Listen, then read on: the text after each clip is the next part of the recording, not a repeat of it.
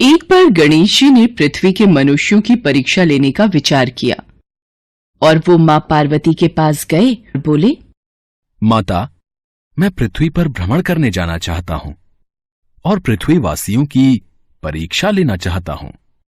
ठीक है पुत्र गणेश, जैसा तुम उचित समझो। पृथ्वी भ्रमण के लिए मैं एक बालक का रूप ले लेता हूं। बाल गणेश को तो लीला धरनी थी, इसलिए उन्होंने एक बालक का रूप बना लिया और अपने एक हाथ में चम्मच में दूध ले लिया और दूसरे हाथ में एक चुटकी चावल ले लिए और गली गली घूमने लगे। वो साथ ही साथ आवाज लगाते चले जा रहे थे। मेरे पास ये दूध और चावल है, क्या कोई मेरे लिए इस सामग्री की खीर बना देगा? कोई भी बाल गणेश पर ध्यान नहीं दे रहा था, बल्कि लोग उन पर हंस रहे थे। अरे कोई नासमझ बालक दिखाई पड़ता है। हाँ भैया, तभी तो ये चम्मच में दूध और चुटकी चावल लिए घूम रहा है। भला इसकी खीर कैसे बनेगी? गणेश बाल रूप में लगातार एक गांव के बाद दूसरे गांव में इसी तरह चक्कर लगाते हुए पुकारते जा रहे थे, पर कोई खीर बनाने के लिए तैयार नहीं था। सुबह से शाम हो गई, गणेश जी लगातार घूमते रहे। अरे, मेरी खीर तो कोई भी बनाने को तैयार नहीं, अब क्या करूं? तभी वहां एक बुढ़िया अपनी झोपड़ी के बाहर बैठी हुई थी। गणेश जी वहां से पुकारते हुए निकले, कोई मेरी खीर बना दे, कोई तो मेरी खीर बना दे, मेरे पास ये दूध और चावल हैं। बुढ़िया बहुत कोमल हृदय वाली स्त्री थी। उसने गणेश जी से कहा, बेटा ला, इधर ला खीर का सामान, मैं तेरी खीर बना देती हूँ। माई, अपने घर में से दूध और चावल लेने के लिए बर्तन ले आओ। ठीक है बेटा, रुक, मैं अभी बर्तन लेकर आई। बुढ़िया एक कटोरी लेकर जब झोपड़ी के बाहर आई तो गणेश जी ने कहा, माई ये बर्तन छोटा है, अपने घर का सबसे बड़ा बर्तन लेके आओ। बेटा, बड़ा बर्तन क्या करेगा, जरा से तो दूध और चावल है। अच्छा रुक, लाती हूँ। बुढ़िया को थोड़ी झुंझलाहट हुई, पर उसने कहा, चलो बच्चे का मन रख लेती हूँ, और अंदर जाकर वो अपने घर का सबसे बड़ा पतीला लेकर बाहर आई। गणेश जी ने चम्मच से दूध पतीली में उड़ेलना शुरू किया। तब बुढ़िया के आश्चर्य की सीमा न रही। ये क्या चमत्कार है प्रभु, कुछ समझ नहीं आ रहा। बुढ़िया ने जब देखा दूध से पूरा पतीला भर गया है, एक के बाद एक वो सारे बर्तन झोपड़ी से बाहर लाती गई और उसमें गणेश जी दूध भरते चले गए।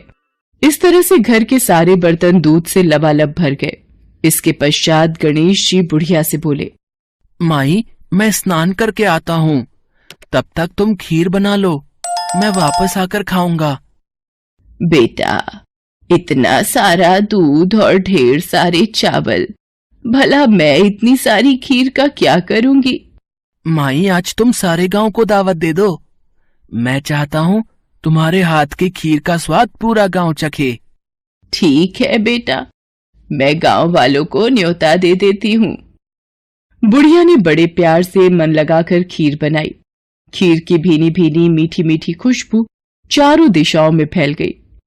खीर बनाने के बाद वो हर घर में जाकर खीर खाने का न्योता देने लगी। आज मेरे घर खीर का प्रसाद बनेगा, आप सब चखने जरूर आना।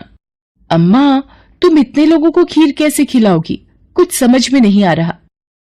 ठीक है अम्मा, हम आ जाएंगे। लोग बुढ़िया पर हंस रहे थे। बुढ़िया के घर में खाने को दाना नहीं और ये सारे गांव को खीर खिलाने की दावत दे रही है। चलो चलकर देखते हैं भाई, कौन सी खीर बुढ़िया माई खिलाने वाली है। चलो चलो। धीरे धीरे लोगों की भीड़ बढ़ने लगी। लोग खीर की खुशबू से खींचे चले आ रहे थे। सारा गांव बुढ़िया के घर में इकट्ठा हो गया।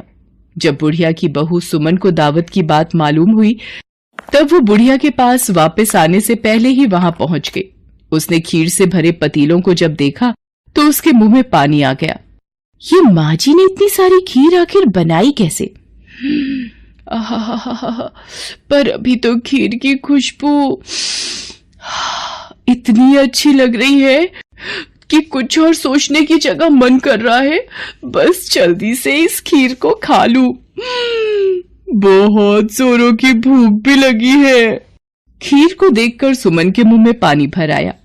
एक कटोरी में खीर निकालकर वो दरवाजे के पीछे बैठकर खाने की तैयारी करने लगी।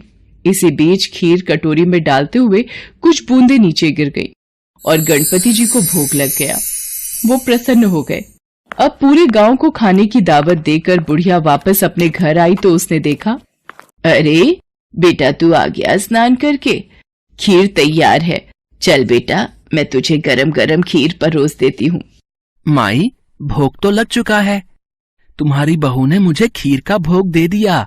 मेरा पेट पूरी तरह से भर गया है। मैं तृप्त हूँ। अब तू खा, अपने परिवार और सारे गांव वालों को खीर खिला।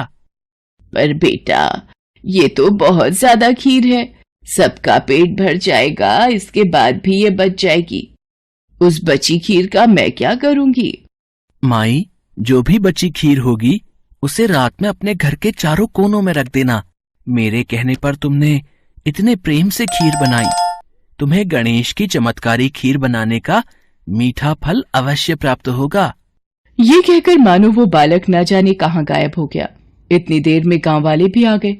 बुढ़िया ने भगवान गणेश का ध्यान करके सब गांव वालों को खीर का प्रसाद बांटा। जब सारा गांव जी भरकर खीर खा चुका, तब भी ढेर सारी खीर बच गई। ये खीर बच गई, इसे चारों कोनों में रख देती हूँ। अगली सुबह बुढ़िया जब सोकर उठी, हे गणेश, हे गजानन, गणपति महाराज, ये मैं क्या देख रही हूँ?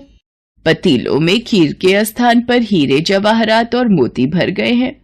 विघ्नहर्ता गणेश जी, उस बालक के रूप में स्वयं आप ही आए थे। आप तो मेरे जीवन के वारे न्यारे कर गए प्रभु। बुढ़िया को दयालुता का फल मिल गया। उसकी सारी दरिद्रता दूर हो गई और वो आराम से रहने लगी। बुढ़िया ने गणपति जी का एक भव्य मंदिर बनवाया और साथ में एक बड़ा सा तालाब भी खुदवाया। इस तरह उसका नाम दूर दूर तक प्रसिद्ध हो गया। उस जगह वार्षिक मेले लगने लगे। लोग गणेश जी की कृपा प्राप्त करने के लिए उस स्थान पर पूजा करने और मान्यताएं मानने के लिए आने लगे। भगवान गणेश को विघ्नहर्ता और सुखकर्ता कहा गया है।